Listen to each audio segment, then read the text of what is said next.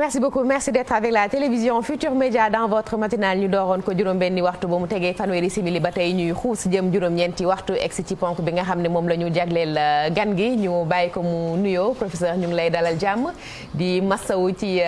sedd beeg jóg fajar bi di rafetlu tamit liggéey bi comme ni ñu koy waxee merci pour la disponibilité mais aussi l'objectivité bismillah.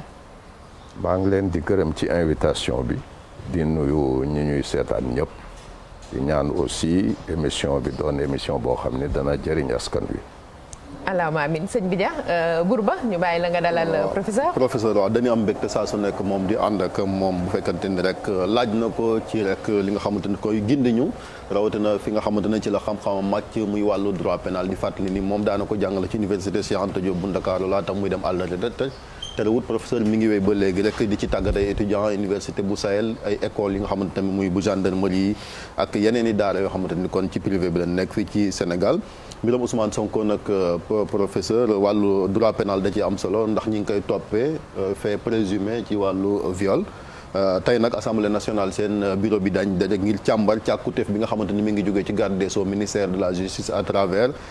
note boo xamante ni kon procureur de la république ak juge d'instruction bi kon ñoom ñoo leen saisiroon li ci bees professeur mooy démb ay avocat Ousmane Sonko ñoom it bind nañ benn lettre adressé ko président bu assemblée nationale ngir rek moom it ay ponk yoo xamante bëgg nañ ñu gindi leen ci rawatina li nga xamante ni kon nee nañ premier ponk bi bokk na ci certificat médical bind ne dafa setal deru seen client ñoom it ñu bàyyi ci xel est-ce que d'abord première question mooy ay avocat mën nañoo saisir président assemblée nationale ci wàll bi. ci sama gis-gis maanaam ci levée immunité parlementaire lañ toll waaye xëy na jaadu na ñu dellu si tuuti ci gannaaw ndax fii mu ne maanaam dafa am plainte boo xam ni dañ ko déposé gendarmerie am nee nañ xale bu jigéen boo xam ni dafa tuumaal Ousmane Sonko ni daf ko doon sàkku bu fekkee ni loolu am na évidemment gendarmerie day def liggéeyam ci def liggéey boobu day déglu it ki nga xam ni dañ ko tuumaal muy Ousmane Sonko ñu toll ci li ñu wax enquête préliminaire boo déggee enquête préliminaire moo di enquête boo xam ni def nañ plainte gendarmerie wala police jot ko di leeral mbir yi enquête préliminaire nag moom li nga xam ni mooy doxalinam moo di mën nañ la forcer ci dara danañ la convoquer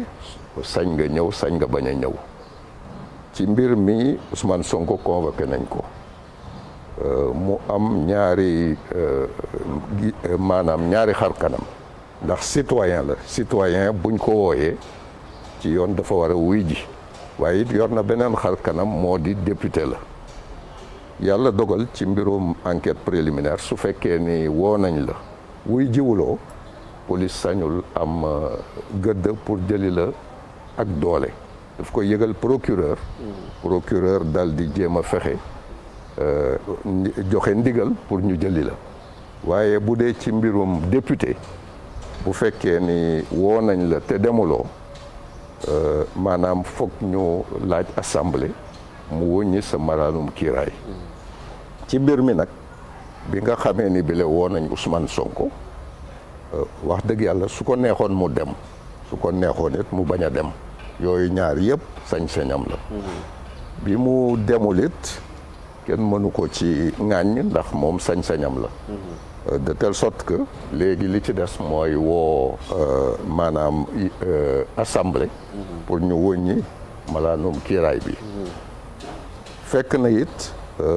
li tax ma ni sañoon bañ a dem wala bu ko neexoon mu dem su demoon dafa am loo xam ni dañ ko ci war a wax mu leer nañ su demoon dara rek la ñuy mën a def déglu ko maanaam laaj ko mu tontu su tontoo ba noppi day ñibbi këram kenn sañu ko téye ndax maanaam li tubaab di wax immunité parlementaire maanaam kiiraay gi nga xam ni moo ko muur muy député kiiraay googu dafa tere ñu mën gàllankoor demam ak dikkam maanaam fu mu mën dem kenn sañu ko téye ci police wala sax jéem ko def li ñuy wax détention provisoire looloo taxoon bu demoon nit ci yoon dañ ko war bàyyi mu ñibbi këram suñ ko laajee ba pare. professeur ay ca eggal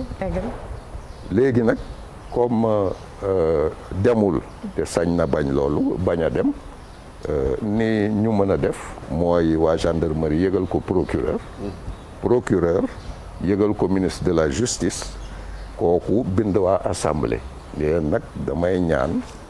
malaanum kiiraay mi nga xam ni moo muur Ousmane Sonko ngeen wuññi ko ci wàllu woowu nag la ñuy jublu fii mu ne. moo tax waaw ma dolli ni également am na loo xam ni fenn rek la ñu mën a jàppee député te nga xam ni bile maanaam kenn sañ nañ ko jël de force maanaam ak doole mooy li tubaab di wax flagrant délit maanaam boo déggee flagrant délit mooy nga def jéye joo xam ni dafa naan fang kenn du ko laam-laame mel ni sàcc boo xam ni dañ ko topp ndiiraan ndax la mu sàcc mu ngi ko téye ci loxoom wala boog ñu am firnde ni daal dafa doon jël yëfi jàmbur loolu mooy flagrant délit bu amee kenn dootul laaj assemblée mu wëññi kiiraayu nit ki député bi dañ koy sëf doole dal di ko jël professeur yow gis nga ne ba ñu ko dooree ca ba ñu déposé plainte ba tey mbir mi fi mu egg gis nga ne dëppoo na ak yoon lépp jaar na ci yoon ci anam giñ ko waroon a doxalee waaw tout à fait jaar na ci yoon xam nga li tax may wax ni jaar na ci yoon moo di buñ la wooyee pour déglu la enquête sañ nga ñëw sañ nga bañ a ñëw donc convoqué kenn terewu ko. kon woote bi mën naa nekk mën naa am. ma ne woote bi mën naa nekk. mën naa am oui absolument mën naa am maanaam woote bi mën na am léegi nag Ousmane Sonko sañ na wuy ji su ko neexee mu bañ a wuy ji. léegi man ci saisonu avocat yi laa bëggoon tamit nga jàngatal sa laaj bi nga kii woon léegi parce que c'est important. voilà ci avocat yi. est-ce que avocat yu Ousmane Sonko. bu ñu bindee président assemblée nationale ci procédure bi ñuy ubbi président assemblée am nañu rapport boo xam ne war nañ koo mën a bind am déet. loolu daal ci sama gis-gis dara terewu ko puisque maanaam Ousmane Sonko dañ ko tuumaal ñi nga xam ni ñi le ñooy ay avocat am sañ nañu seet loo xam ni day amal njëriñ ki ñuy défendre kon loolu bu amee ci yoon assemblée waruñu ko bind rek ni ko wuññal kiiraay bi mu ni aywa alhamdulilah bismillah déedéet fi mu ne assemblée am na sañ-sañ laaj këyit yi nga xam ni mooy maanaam li tubaab di wax forger son opinion maanaam fexe ba xam ndax mbir mi yenu na maana wala yenuwul maana est-ce que jaadu na maanaam tous les éléments voilà. du dossier dañ ko war a am ci yoon puisque dara teew réew ko assemblée pouvoir la xëy na am na li ñuy wax le secret de l'enquête waaye nag buñ la nee tuumaal nañ diw dëgg-dëgg war nañu am lu ñuy jëfandiku ba ni lii daal comme fii la toll sañ nañu wuññi kiiraayu Ousmane Sonko kon foofu affaire séparation de pouvoir mënuñ ko fee wax ah kay maanaam koy avocat ne ñoom it dañuy saisir président assemblée pour gindi ko leeral ko ci li nga xamante surtout ci ñeenti poñ yi parce que wax nañ certificat médical bi nañ ko xool ndax dañ ne dafa seetal deru Ousmane Sonko ka nga xamante moo demoon jëli ndaw sa ca salon de massage bi tamit bëgg nañ mu daal di leen di gindi ak yeneen di ponk yoo xamante ni surtout témoignage yi aussi. waaw xam nga yooyu yëpp moom la ñuy wax les éléments de l'enquête maanaam enquête bi fi mu toll ci yoon enquête bi kenn waru ci xam dara mooy le secret de l'enquête. L'enquête est secrète. waaye nag assemblée it am na sañ-sañu am xalaat ci mbir mi seet ndax am na lu muy firnde yoo xam ne daal dana mën ci mën sukkandiku pour yëkkati malaanum kiiraayu Ousmane Sonko. ci yëkkati mbalaanum kiraay loolu xëy na professeur bu ñu mënee dellu si ci procédure bi ndax ñenn ñi dañuy gis ne nguur gi da ko bëgg a gaawantu li ñuy duppee fast track wala gaawantu boobu même bu ko nguur gi te woo mënta nekk. fii mu ne bu kenn yaakaar ni comme woo nañ assemblée. tey dañuy wuññi malaanum kiiraay bi loolu mënul am maanaam dafa am li tubaab di wax procédure day am nooy jaare mbir mi ba mu mën a sotti. léegi bind nañ président assemblée day war a gis waa bureau assemblée bi ñu dal di waxtaan ci lettre boobu ko ministre de la justice yóbbante léegi bu loolu weesoo dañuy sos kuréel boo xam ni moo la ñuy wax commission ad hoc maanaam kuréel boo xam ni li ko tax a jóg mooy saytu mbir mi jéem a joxe xalaatam ndax ñu wuññi kiiraayu Ousmane Sonko wala déet commission ad hoc boobu ay député lañu maanaam opposition ak pouvoir yëpp am nañ ci ay député léegi nag commission boobu su defee liggéeyam ba sotti ci la koy door a jotal waa assemblée léegi nag ñaari mbir moo mën a am soit assemblée fii mu ne mu ngi en session loolu wóoruma su fekkee ni assemblée mu ngi en session kon bu waxtu wa jotee maanaam rapport ba nga xam ni commission bi moom lay def assemblée lañ koy jébbal assemblée voté pour ñu wuññi kiiraay bi wala ñu bañ ko wuññi su fekkee ni nag assemblée nekkul session maanaam dajewul waxtu wi ñuy waxtaane kon bureau assemblée ñoom ñooy daje pour décider ndax dañuy wuññi kiiraay bi wala déet àq bi dafa am Serigne Cheikh ay ci bismillah non dama xaw a jógee sax ci procédure yi sax ñëw exactement ci mbir mi parce que professeur suñu demee ba wóolu monsieur Sonko ba enquête préliminaire bi def liggéeyam léegi foofu ñoom suñu décidé kii dañ koy topp ci yan base dañ ko mën a toppee dañ koy téye après ñu door a dem procès est-ce que fii Sénégal am nañu ay nan lañ koy waxee ay éléments yoo xamee ni mën nañu leeral dëgg-dëgg procès boo xamee ni ci mbirum viol jóge surtout bu demee nii nga xamee ni ki ñu indexé ab leader bi. xam nga dafa am yoon nu muy doxe maanaam liñ ko tuumaal moom la tubaab di wax viol nag mooy nga sàkku jigéen viol sax gën na yaatu lool waaye mooy nga sàkku jigéen ci lu dul coobareem loolu ci li ñuy waxtaane moom lañ mën a tudde viol waaye maanaam ni ko code pénal tekkee gën na yaatu loolu waaye daal nañ jàpp ni mooy nga sàkku jigéen ci lu dul coobareem bu loolu amee maanaam ci jéye yi gën a mag ci la bokk maanaam crime te bu fekkee ni crime am na ñu tuumaal nit ni def na jéye ju ñuy wax crime dafa am nu yoon di doxe bu enquête bi jeexee procureur day jébbal dossier bi ku ñuy wax juge d'instruction ndax l'instruction est obligatoire en matière criminelle maanaam juge d'instruction mooy koo xam ni day saytu mbir mi ni muy saytoo mbir mi nag moo di maanaam yoon jox na ko sañ-sañ boo xam ni lépp lu mën a leeral mbir mi war na ko def maanaam ci sunu ni ñuy jàngale dañu naan le juge d'instruction il instruit à charge et à décharge maanaam dossier bi bu ko jotee day lu ñuti mbir mi seet na mu demee su fekkee ni wóor na ko ni li ñuy tuuma amul day def li ñuy wax non-lieu maanaam dal di ne daal saytu naa mbir mi waaye nag lii jarul mu yegg ci yoon su fekkee ni nag maanaam seet na mbir mi xam ni lii ñu tuuma daal firnde yi wér na loolu day def ordonnance de renvoi maanaam daal di ni procureur war nga yóbbu Ousmane Sonko chambre criminelle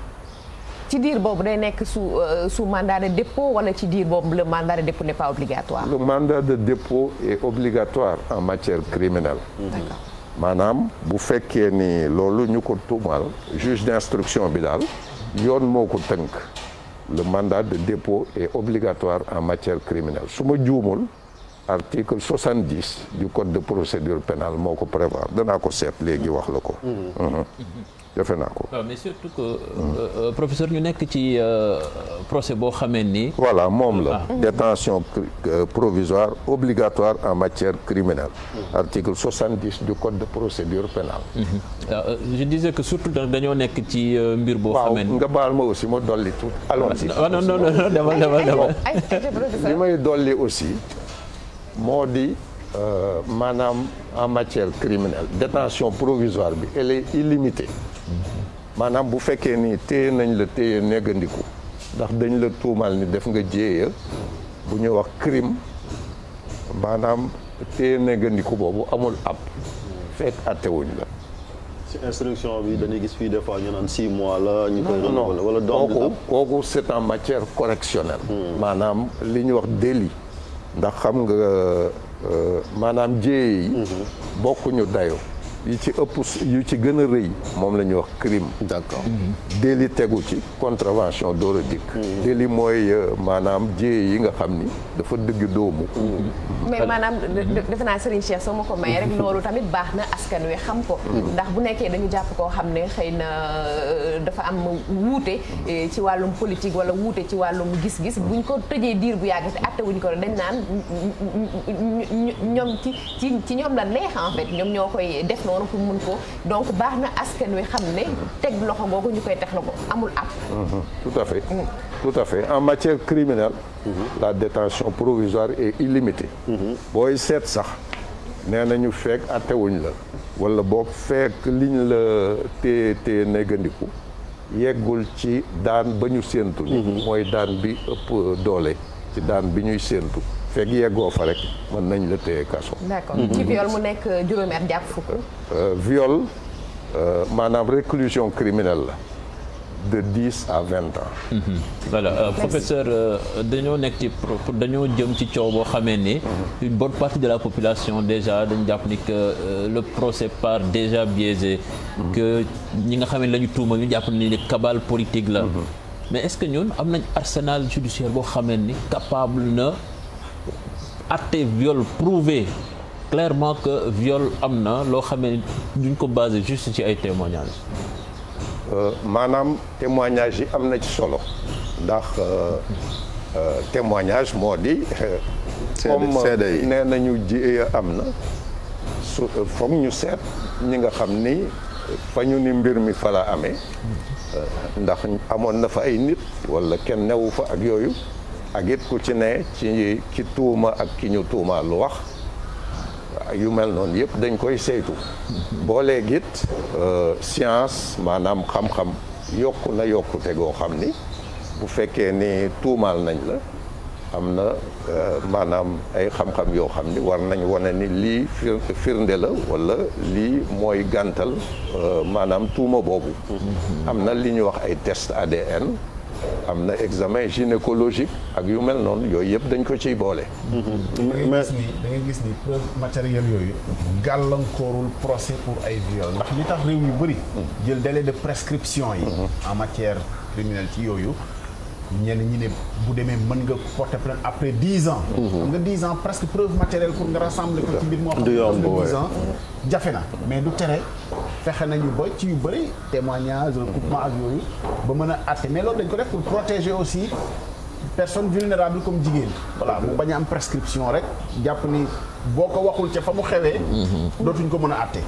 c'est bien aussi professeur ngeen di rappeler parce que yéen ñi nga xamante ne ay pénaliste ngeen da ngeen koy wax saa su nekk muy principe bu am solo ci droit mooy la présomption d'innocence parce que nit ñi aussi ba fi ñu toll ni nit ki moom tant que àtte woon ko ba teg koy daan mën nañoo jàpp ni liñ koy jiiñ defu ko xam nga fii moom des fois dañuy gaaw a condamné nit surtout bu dee le tribunal social. tout à fait dëgg la moom puisque présomption d'innocence moo di fekk àtte wuñ la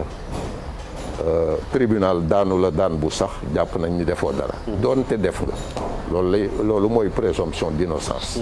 moo tax mbir mi bu ñu tuumaay it nañ neggandiku ba bés tribunal ndegam danañ ci yegg ba tribunal soit daan Sonko wala boog mu bàyyi ko yeggaguñ foofu nag waaye présomption d'innocence daal moo di fekk tribunal daanagu la daan bu sax mel na ni defoo dara. professeur bu ñu plaignante bi man da bëggoon naa ko laaj ci plaignante bi aussi parce que day dossier boo xamante ni li tax mu complexe mooy moom it ba léegi au-delà de li nga xamante ni mooy déposition ba mu def ci enquête préliminaire ci section recherche déggaguñ ko la nangam lan moo war a nekk taxawaayam parce que comme ni ne dañ ne dossier boo xamante ni xaw na compliqué ci li nga xamante ni mooy autorité judiciaire yi. en tout cas ci yoon ki nga xam ni tuumaal na Ousmane Sonko. jaadu woon na comme Ousmane Sonko wax na moom it mu wax ça fait au moins li tubaab di wax opinion publique ñu xam mbir mi na mu demee sañ na aussi bu fekkee ni soob na ko mu noppi kooku ku ci ne daal yaay seet na ngay gise mbir mi. est-ce que ci dossier bu mel nii kooku war na mën a nekk ci protection publique par exemple protection policière c'est-à-dire pour ñu aar ko. ndaw si. waaw plaignante bi par exemple. waaw bu fekkee ni yëg nañ ñu ni dañ koy menacer ak yu mel noonu kooku war nañu ko mën a maanaam war nañu ko wutal kiiraay li may tuddee kiiraay mooy protéger ko. su fekkee ni dañ koy menacer ak yooyu. Chérif xëy na dañuy des ba tey ci wàllu yoon professeur ñàkkul di nga am ay retour ci sénégalais yi ni ñu gisee gis-gis ci suñu ni ñu gisee justice ci suñu réew yenn saa yi ñoom dañoo gis ne justice tëddeewul ñaaxaanaay yenn saa yi dañuy wax politique 2 poids 2 mesures mu mel ne loolu am na lu bëri loo xam ne gàkkal na ko ci deru yoon fii ci Sénégal ak ni ñuy gérer yenn dossiers yi. tout à fait kooku moom vraiment sama catégorie gu ñàkk solo gi waxtaan nañ ci lu bari. ndax booy seet. déjà ci affaire Karim Wade. booy seet lu jiitu affaire Karim Wade dafa am kilifa gu am solo bu ñuy wax président Ousmane Camara maa ngi koy ziar puisque yàlla mën na def mu ñuy déglu. dafa bind mémoire am maanaam ay jaar-jaaram. ci biir jaar-jaaram c'était en 2010 mu tuddee ko mémoire d'un juge africain itinéraire d'un homme libre. ci biir téere bi. mu nettali affaire CREI yi ndax mas na am jamono mu doon président de la cour d'appel. ba mu doonee président de la cour d'appel ci temps wu Abdou Diouf fekk na booba soo doonee président de la cour d'appel dañ lay fal nga doon président cour de répression de l'enrichissement illicite mu gis Abdou Diouf ni ko CREI yi daal vraiment mënuma ko jiite ndax maanaam sama conscience damay gronder maanaam loolu bu ma ko defee daal danaa yedd sama bopp ndax ni ma sama liggéeyu magistrat may dafa xaw woroo ak ni maanaam cour boobu tëddee loolu bi mu amee président Abdou Diouf déglu bu baax a baax kàdduy Ousmane Camara ba mel na ni jamono jooju la cour de répression de l'enrichissement illicite naax saay te nag ci sama gis-gis bu gàtt mel na ni nguur gi fi ne retenirul leçon boobu puisque bu fekkoon ni retenir nañ ko kon danañ doxale neneen ci affaire Karim Wade puisque ci yoon Karim Wade mu ngi waroon dem ci cour bu ñuy wax haute cour de justice ndax lañ ko doon tuumaal ba mu doonee ministre la woon waaye décidé nañu ma dolli ci ni loi bi nga xam ni mooy nekk ci mbirum enrichissement illicite dafa wax li ñuy wax privilège de juridiction maanaam am na mbir yoo xam ni bu fekkee ni ki ñu nar a àtte dafa am ëttu àtte bu ko war a saytu bu dul cour de répression de l'enrichissement illicite procureur spécial bi day yëgle loolu ça fait ñu jéem a yóbbu waa ji ci maanaam loolu dindi ko fi dana attekaay yomb boobu dindi fi maanaam instrumentalisation justice boobu dina yomb par le pouvoir politique. c'est pas à exclure autrement dit instrumentalisation bari na fi gis nga affaire président Mamadou Dia d'ailleurs maa ngi leen di renvoyer à nouveau ci Ousmane Camara mémoire du président Ousmane Camara waxtaan na ci lu yàgg lu waxtaan yu am solo ba nga xam ni daal mbir mi na mu tëdde woon jaxasoo na bon affaire na mu tuddati Karim Wade booy seetlu le président Ousmane Camara waxoon événement yëpp daf ko dëggal puisque sama catégorie gi waxoon nañu ca jamono ni affaire maanaam Karim Wade bi duñ ci am ndam puisque booy xool nee nañu defe naa jalgati na lu mat 138 milliards wala lu mel noonu ba léegi day defe naa 138 milliards dugagul ci keesu état bi ndax fu ñu dem foog ni danañu foo jëlee dara bu ñu demee ñu ni leen seen infraction boobu ngeen di wax enrichissement illicite ñun sunu législation maanaam sunu loi xamul lu ni mel ndax xam nga bu fekkee ni tey jéem nga tëj nit fii ci Sénégal soxla maanaam bitim réew exécuter décision boobu da ngay ñaan tribunalu réew moomu moo jëfe yow li nga dogal fii ci Sénégal tribunal boobu nag bala mu koy mën jëfe day fekk ci loi ya tëdd ci réew moomu mu am loi bu xaw niroog yow la ngay tuumaale nga condamné donc loolu dem nañ Luxembourg dem France dem Principauté dem Monaco foofu yëpp amuñu fa benn ndam te kooku c'est l'État qui perd la face ñu dolli ci ni gis ngeen aussi affaire maanaam Khalifa Sall ci jamono amoon na mbalaanum kiiraay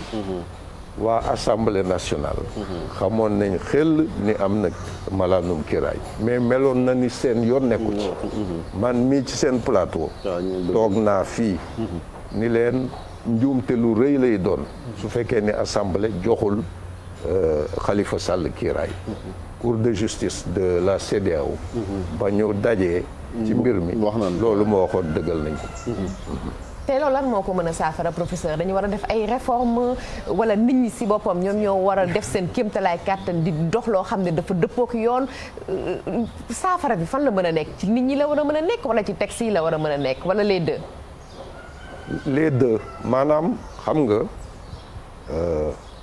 kooku da ngeen may ma wax ko ci tubaab bala ma koy tekki ci wolof. allez-y professeur. dafa am. maanaam benn professeur droit bu nekk France bu ñu wax René Savatier le doyen René Savatier dafa ne ni dafa wax ci benn chronique mu ni les générations qui montent ont cessé d'une manière irréversible de respecter à travers les hommes les fonctions qu'on leur confie à moins que ceux-ci ne fassent respecter en leur personne même les fonctions qu'ils occupent.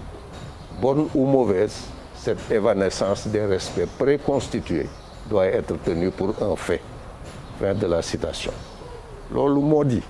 ci tënk buñ la dénkee dara maanaam ndombo tànk fonction bi li koy couleur dëgg mooy sa jikko ndax fonction nit yor na ko ñu naw fonction ba ndax na mu ko yore nit it yor na fonction ñu xeeb fonction bi ndax na mu ko yore kon nag ci jikko yi dafa ci am solo donc texte dëgg la am na waaye it nit ki appliquer texte yi am na ci solo. mooy fii nag bu dee ci fii mooy magistrat yi bu dee fii nga xamante mooy Sénégal ñoom it ñi nga xamante ñoom yor pouvoir judiciaire bi même si c'est un débat aussi. est-ce que war nañoo mën a dalal xel yi bu ko defee nit ñi kóolute gi amoon xëy na ay jamono dekkiwaat. kooku yemul rek ci magistrat yi autorité bu mu mën a doon loolu nga war doxale kooku it ngeen baal ma ak rek ma waxaat lu ni mel. xam nga ku mel ni général de Gaulle kenn mënul laam-laamee gëddaam maanaam jikko yàlla binde woon ak dayoom ci àddina même ku dul français it xam nga ne de Gaulle mbër la alors général de Gaulle am na fu mu bind ni l'homme qui commande à quelque échelon qu'il soit placé doit se fier pour être suivi moins à son élévation qu'à sa valeur. Il ne faut pas confondre la puissance et ses attributs. maanaam nit ki buñ la joxee ndombo tànk sa jikko mooy couleur doxalinu ndombo tànk boobuñ la jox loolu la Thione Seck di waxe nit lu muy wuyoo na ko niru. dëgg la. defe naa ne am na solo.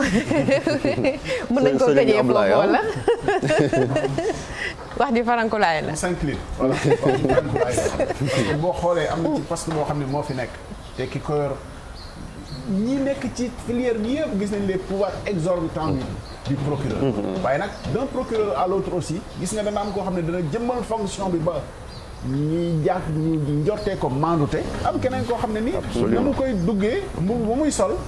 dañ ko solal nattal ko bon bu ca duggee nag bu kii ba mu xat ko moo ko teg boppam. ay ca bopp bu xatee rek xotteeku nga génn ci anam goo xam ne xëy na du la gënal merci beaucoup. waaw Chérif ma bàyyi la ñu gërëm ko professeur. ñu sant ci ko bëggoon a gërëm yokk. allez non non non. non yaay sëñ bi loo bëgg a xool. non gërëm leen ci invitation bi. di ñaan aussi waxtaan wi ñu fi waxtaan. muy waxtaan wu am njëriñ. ngeen baal ma aussi ma tëjee li tubaab di wax une touche personnelle rek dafa am sama sët boo xam ni. dañ ma invité bés télévision. mu ni ma Maam Ndiak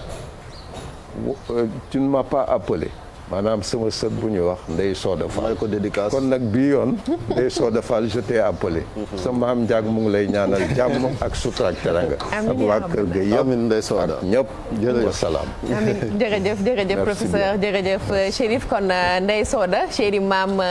Ndiak nuyoo maam Ndiak ngoog na nga préparé nag maam Ndiak nekk bu neex a neex ndax maam Ndiak ngi ñëw nga préparé ko tamit ànd ndax fi ñu nekkoon dafa xaw a sedd tuuti bu ñëwee xam nga gën a nekk foo xam ne moom moo gën a nugg. En tout cas, professeur, merci beaucoup. Merci pour tout. Nous vous regardons avec beaucoup de respect, beaucoup d'admiration, beaucoup d'affection. Merci pour tout ce que vous faites pour ce pays. Nous en profitons aussi pour dire merci au professeur Ahmadou Makhtar Mbow. Lui aussi, merci à lui aussi pour